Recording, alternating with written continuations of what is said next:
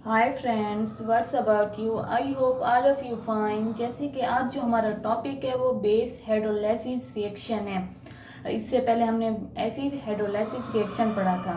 अब base hydrolysis reaction कौन से होते हैं इन ऑक्टेहेड्रल, वो हम आज डिस्कस करेंगे कि ऑक्टेहेड्रल में बेस हाइड्रोलाइसिस रिएक्शन कैसे होते हैं। और देखिए हमारे पास बेस हाइड्रोलाइसिस रिएक्शन, बेस हमने पहले भी पढ़ा था कि हाइड्रोलाइसिस जो वाटर के मौजूदगी में होती है, हम उससे एसिड कैसे एसिड हाइड्रोलाइसिस कहते हैं। और इस तरह जो हाइड्रोक्सल ग्रुप की मौजूदगी में होती है हाइड्रोलाइसिस, उसे हम बेस कहते हैं।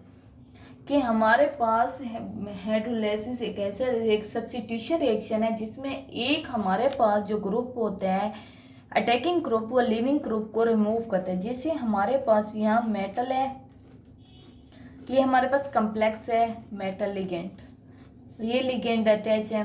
अब जो हमारे पास वाटर यानी एसिड हाइड्रोलिसिस या बेस हाइड्रोक्सल हाइड्रोलिसिस, यहाँ पर हाइड्रोक्सल हाइड्रोलिसिस में हाइड्रोक्सल यहाँ अटैक करेगा और ये बॉन्ड ब्रेक करेगा और यहाँ पर अटैक करेगा। अब हमारे पास सब्स्टिट्यूशन रिएक्शन का मतलब एक हमारे पास ऐड हो रहा है, दूसरा रिमूव हो रहा है। ये यहाँ लिगेंड यहाँ से रिमूव हो जाएगा, इसे हम बेस हाइड्रोलाइसिस रिएक्शन कहते हैं। कि हमारे पास हाइड्रोक्सल ग्रुप किसी भी लिगेंड को रिमूव करता है तो हम उसे बेस हाइड्रोलाइसिस कहते हैं। अब हमारे पास जो ये रिएक्शन शो करवाते हैं वो हमारे पास जो नॉर्मली होते हैं वो कोबाल्ट होते हैं, जिसकी ऑक्सीडेशन स्टेज क्या होती है 3 होती है। और वो क्या 6 कोऑर्डिनेटेड, मतलब वो उसका जो कोऑर्डिनेशन नंबर हो वो 6 हो। अब इसका कोऑर्डिनेशन नंबर कितने हैं, अब ये 6 है, 6 लिगेंड अटैच है तो इसका कोऑर्डिनेशन नंबर 6 है। तो हमारे पास ऐसा लिगेंड जो जैसे कि कोबाल्ट है, इसकी ऑक्सीडेशन स्टेट +3 और कोऑर्डिनेशन नंबर 6 है। ये क्या करता है बेस हाइड्रोलाइसिस शो करता है। और जो हमारे पास कॉम्प्लेक्स होना चाहिए उसमें हमारे पास अमाइन ग्रुप तो लाजमी होना चाहिए। अमाइन ग्रुप ये हमारे पास है अमाइन ग्रुप। अमाइन ग्रुप किस लिए होना चाहिए, अमाइन ग्रुप में होता है NH बॉन्ड। ये हमारे पास जो NH बॉन्ड है ये फेवरेबल है बेस हाइड्रोलाइसिस में। ये हमारे पास जब भी ये रिएक्शन शो करवाते हैं शो होते हैं तो हमारे पास ये जो बॉन्ड है हाइड्रोजन और नाइट्रोजन का, ये क्या होता है ब्रेक होता है, जिससे वाटर ये हाइड्रोक्सल ग्रुप में रिमूव हो जाता है। तो हम इसके लिए हमारे पास अमाइन ग्रुप होना लाजमी है। और जो हमारे पास बेस हाइड्रोलाइसिस है वो फास्टर है एसिड हाइड्रोलाइसिस से। क्या मतलब कि हमारे पास जो बेस है वो 6 टाइम 10⁻⁶ फास्टर है।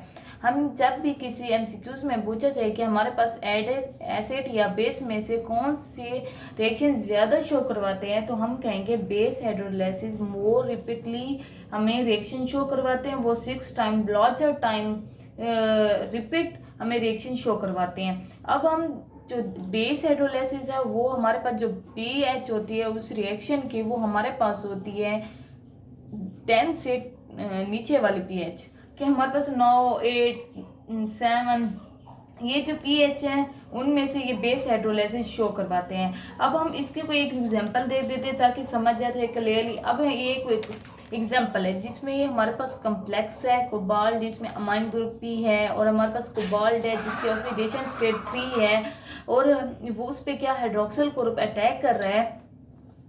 तो हमारे पास जो हाइड्रोक्सल ग्रुप अटैक करता है तो क्लोरीन को रिमूव कर देता है और क्लोरीन की जगह खुद आ जाता है वो हाइड्रोक्सल ग्रुप। तो इसे हम बेस हाइड्रोलिसिस रिएक्शन कहते हैं।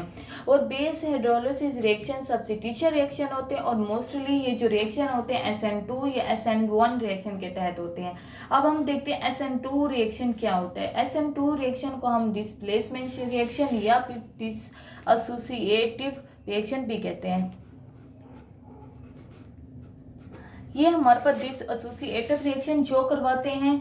और हमारे पास यहाँ पर वहीं हमारे पास जो कंपाउंड है देखें कोबाल्ट, जिसके पास अमाइन ग्रुप है, वो क्या करते हैं उसका कोऑर्डिनेशन नंबर 6 है। जब भी हाइड्रोक्सल उस पर अटैक करते हैं, उस पर ऐड होने की कोशिश करते हैं, वहाँ से क्या पहले क्लोरीन को रिमूव करेगा।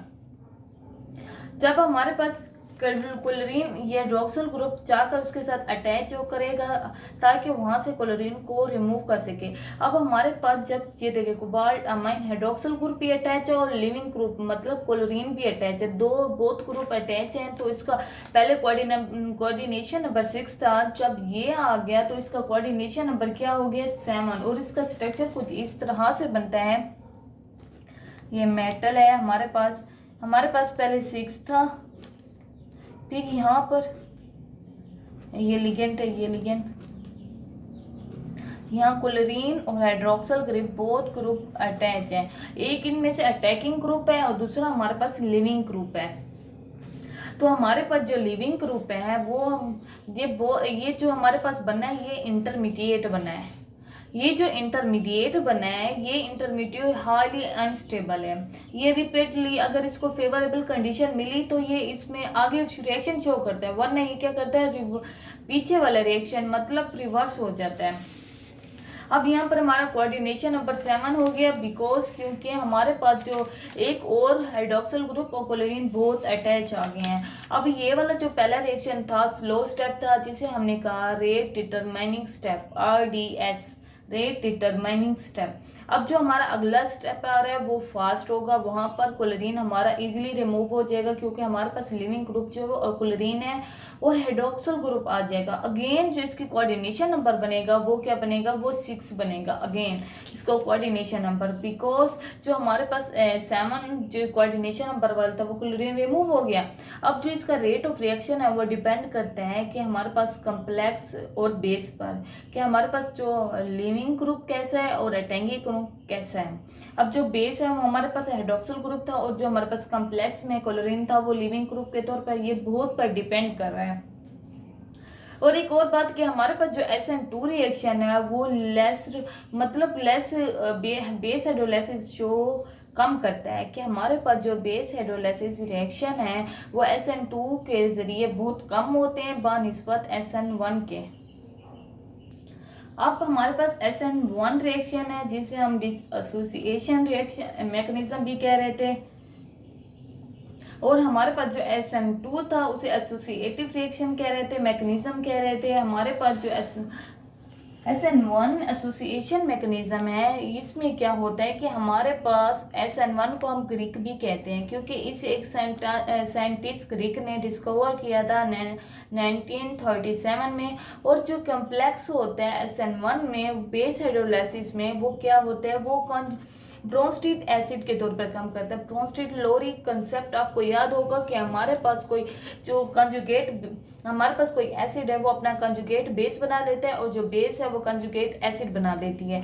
ये कंसेप्ट यहाँ पर फॉलो होगा कि हमारे पास ब्रोंस्टेट एसिड बना देगा और convert into conjugate base, conjugate C mean conjugate B many base की कंजुगेट बेस बना देगा। जहर ब्रोंस्टेट एसिड लोरी के कंसेप्ट में भी यही था। अब हम देखते हैं कि रिएक्शन में होता है क्या, हमारे पास ये कोई एसिड है और उसका ये कंजुगेट बेस बना देता है और ये हमारे पास कंजुगेट बेस है और ये क्या बना देती है, एसिड बना देती है।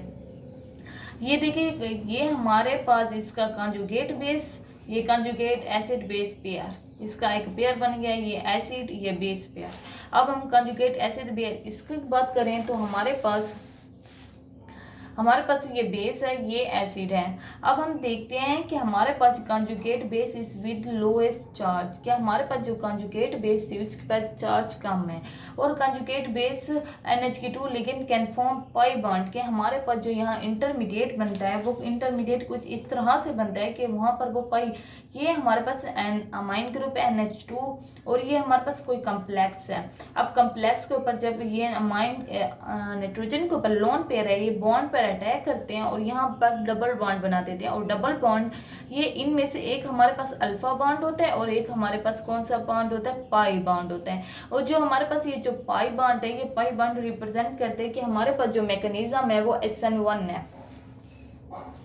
अब हम देखते हैं कि हमारे पास जो पाई बॉन्डिंग होती है वो SN1 रिएक्शन में होती है और ये जो पाई NH2 है पाई डोनर है। अब ये पाई बॉन्ड बना रहा है NH2, ये लोन पेयर दे के बना रहा है तो हम इसे पाई डोनर कहेंगे। और कंजुगेट बेस इज मोर लिबाइल, कि हमारे पास जो कंजुगेट बेस थी जो बनी थी ये वाली, ये हमारे पास मोर रिएक्टिव। लिबाइल हमारे पास इनर्ट और लिबाइड दो कॉम्प्लेक्सेस होते हैं। लिबाइड हमारे पास रिएक्टिव होते हैं, जो इनर होते हैं वो लेस रिएक्टिव होते हैं। इसकी आपको ये जो वीडियो है डिस्क्रिप्शन बॉक्स में उसका लिंक आपको मिल जाएगा, अब वहाँ से देख लीजिएगा। अब ये जो ऑर्डर फॉलो करते हैं वो second order of reaction follow करते हैं।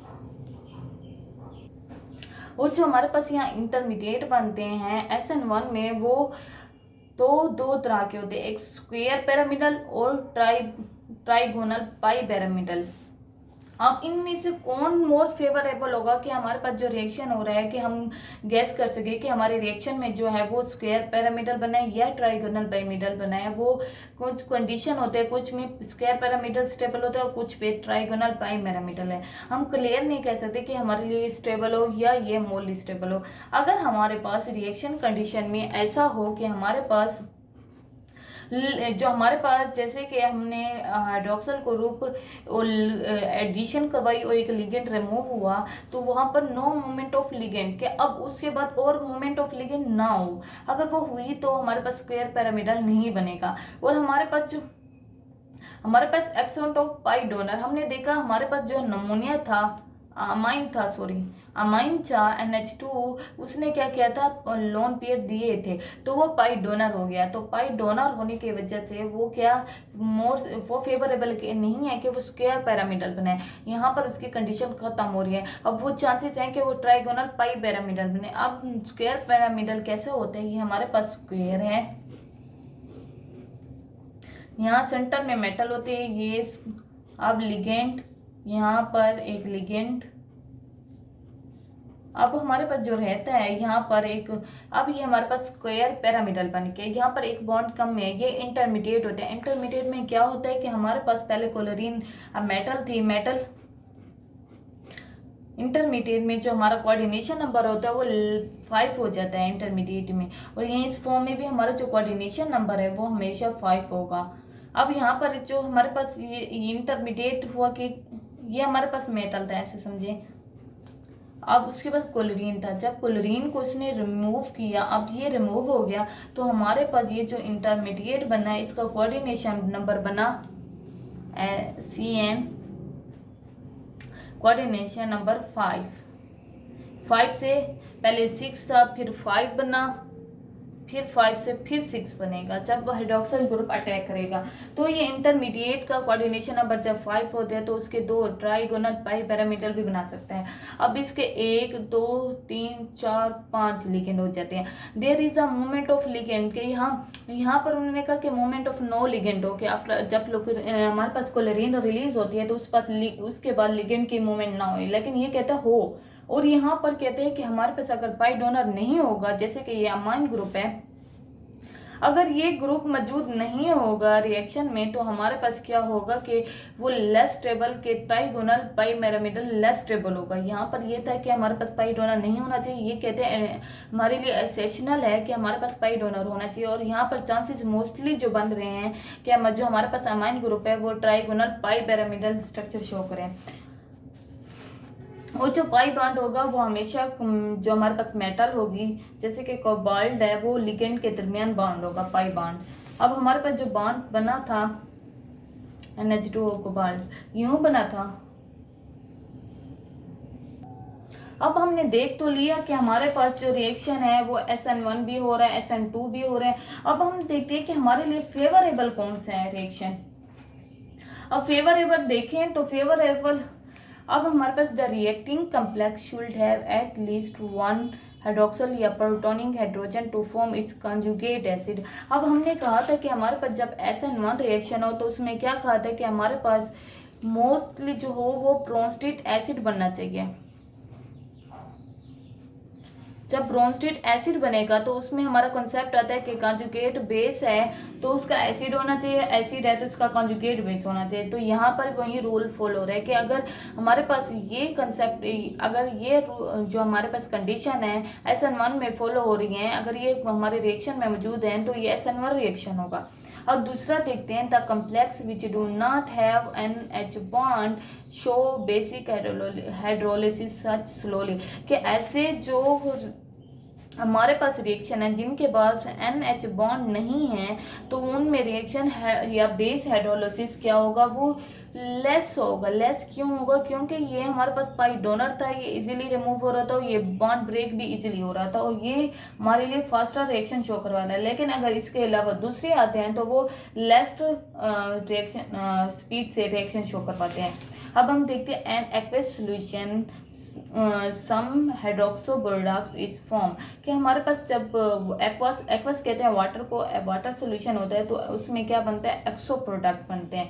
But in non hydroxylic solvent different product are obtain. अब जब हमारे पास प्रोडक्ट एक जैसे बने, हमें नहीं पता कि रिएक्शन में हुआ क्या था, हमें नहीं पता कि वो किस मैकेनिज्म, SN1 उसने शो किया, SN2 शो किया, लेकिन जब हाइड्रोक्सिल ग्रुप को देखते हैं तो वो शो कर रहे हैं कि हमारे पास प्रोडक्ट सेम है, तो हमें कोई कंडीशन नहीं। जब वो हाइड्रोक्सिल ग्रुप सॉल्वेंट यूज किया है तो प्रोडक्ट डिफरेंट है, तो हमें क्लियरली पता लग गया कि हमारे पास जो रिएक्शन है वो SN1 है या SN2 है।